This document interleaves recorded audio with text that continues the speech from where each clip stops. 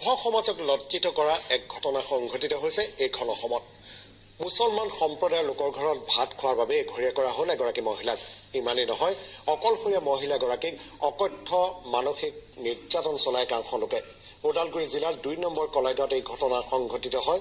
মহিলাগৰাকীৰ কন্যা বিবাহপাশত আবদ্ধ হৈছে এজন মুছলমান সম্প্ৰদায়ৰ যুৱকৰ সৈতে। অসুস্থতাৰ বাবে কন্যাৰ ঘৰত ৰাতি থকা আৰু ভাত খোৱাৰ বাবে পুৰোহিত মাতি মহিলাগৰাকীক প্ৰায়শ্চিত্ত কৰোৱা একাংশ লোকে। স্থানীয় মন্দিৰ সমাজ আৰু নাথযোগী সমাজৰ এই বৰ্ণ বৈষম্য। ইমানেই নহয়, ২০০০ টকা জৰিমনা বিহাৰ লগতে দুয়োখন সমাজৰ লোককে চাহ মিঠাই তথা ভোজ ভাতো খুৱাবলৈ বাধ্য কৰোৱা হয় এই দুখন সমাজে। এই ঘটনাক অসম জাতীয়তাবাদী যুৱ ছাত্ৰ পৰিষদে তীব্ৰ গৰিহণা দিয়াৰ লগতে দোষীক উচিত শাস্তি দিয়াৰ দাবী জনাইছে। নাই এই যোৱা কাতি মাহ গোটেই মাহটো তাৰমানে ভাগৱত পাঠ চাইছে, আমাক খেলৰ পৰা এঘৰীয়া কৰি থৈ দিছে বাৰু ঠিক আছে, আমি জানাও নাই, আমাক নুমুৰাই নপচাই যদিও খেলৰ পৰা আলোক কৰি থৈ দিছে আমাক সুধিব লাগিছিল বা ক'ব লাগিছিল আমি কিহৰ কাৰণে আমাক আলোক কৰিছে। পিছতহে আমি জানো কথাটো যে আমাক যি শেষত তাৰমানে মোৰ ছোৱালী মুছলিমত লাগিছে, মই তাতে যাই খোৱা লোৱা কৰিছোঁ, সেইটো কাৰণে মোক মানে এঘৰীয়া কৰি থৈছে।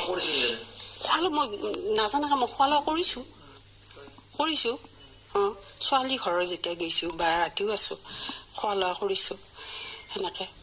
তাৰপিছত শেষত এঘৰীয়া কৰি পেলাই থৈ দিছে। থৈ দিয়াৰ পিছত এতিয়া মানে কৈছে তেওঁলোকে মানুহটো পুৰা এই পেলাই তেতিয়া তেওঁলোকে কিবা আমি ৰাইজে সিদ্ধান্তটো দিয়াৰ পিছত তেওঁলোকে ভাল হ'ব পাৰিব। সেইখিনিকে মোক শাস্তি দিছে, মোক বহুত মানে মোক আঘাত দিছে আৰু বহুত কিবা কিবি মানে ওলাই দিছে। সেইটো কাৰণে তাৰমানে মই বহুত মানে দুখ পাইছোঁ। এতিয়া খেলৰ পৰা গোটেই কাতি মাহটো আমি আলোক কৰি থৈ দিলা। আমাৰ ঘৰত মই ক'তো যাব নোৱাৰোঁ, ক'তো খাব নোৱাৰোঁ, ক'তো মানে হেৰি কৰিব নোৱাৰোঁ, মই কেৱল মই ঘৰতে মই থাকিব লগা হৈছিল। মই ঘৰত খাইছোঁ।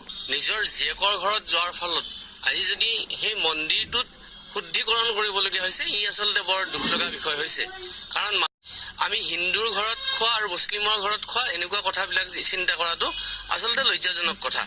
আজি যি দিছে সেই মহিলাগৰাকীয়ে আৰ্থিকভাৱে দুৰ্বল, আজি ২০০০ টকা ফাইন